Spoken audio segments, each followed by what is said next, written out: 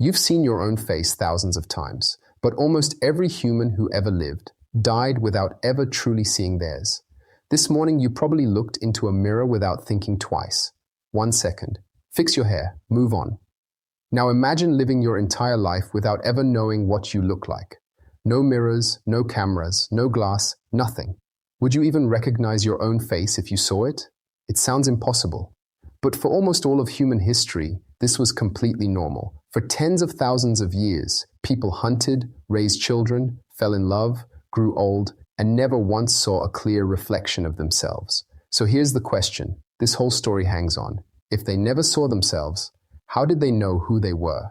At first, the answer seems obvious. Water. A still lake at dawn. A puddle after the rain.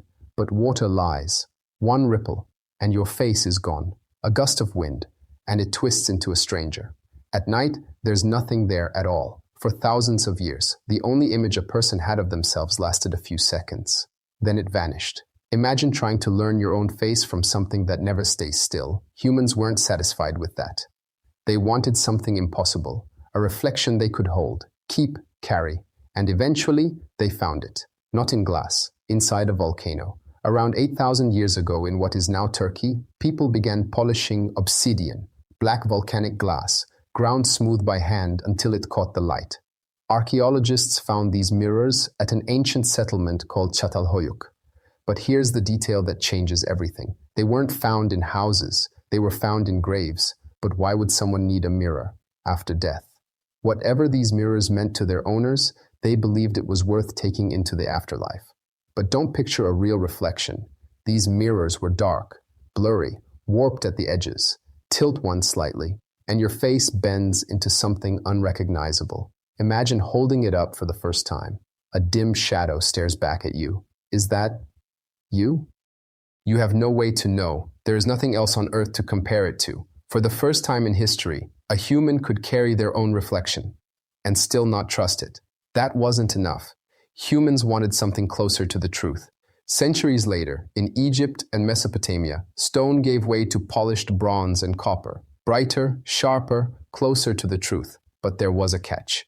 These mirrors cost a fortune. They belonged to kings, to priests, to the wealthy. For everyone else, clearly seeing your own face wasn't a habit. It was a luxury you might never afford in your entire life. Which means for thousands of years, humanity had a strange secret. Almost no one actually knew what they looked like. And yet, they knew exactly who they were. How? Because the greatest mirror humans ever had was never made of stone, or metal, or glass. It was made of other people. How would you know you had dirt on your cheek?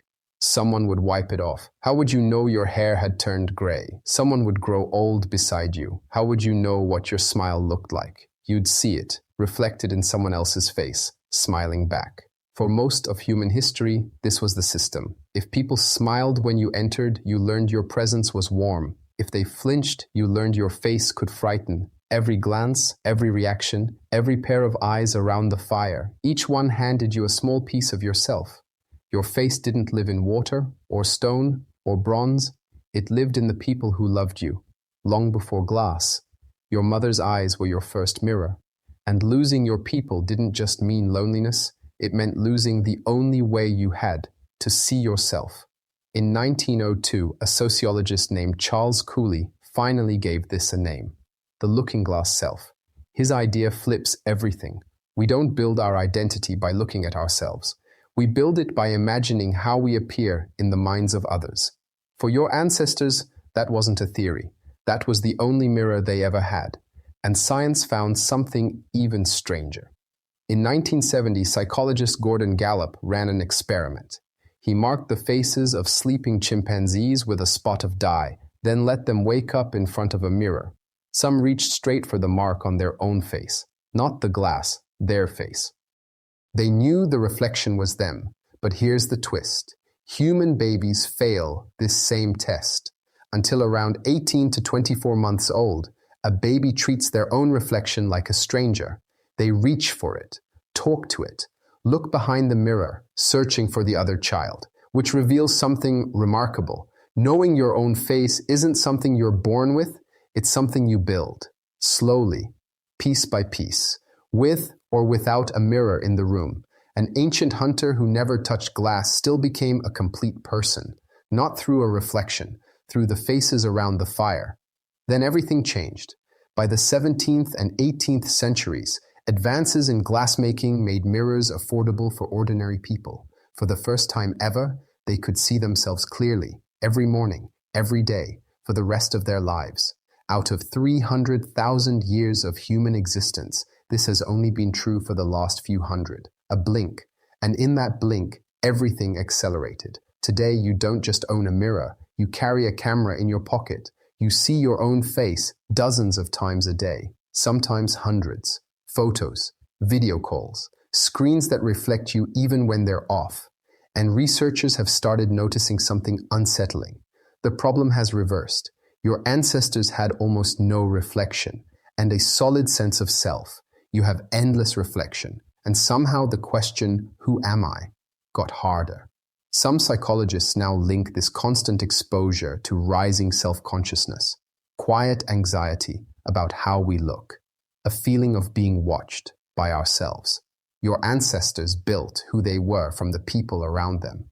You're asked to build it from an image on a screen, so maybe this story was never really about mirrors. For almost all of human history, people searched for their reflection and couldn't find it. Today, we finally found it.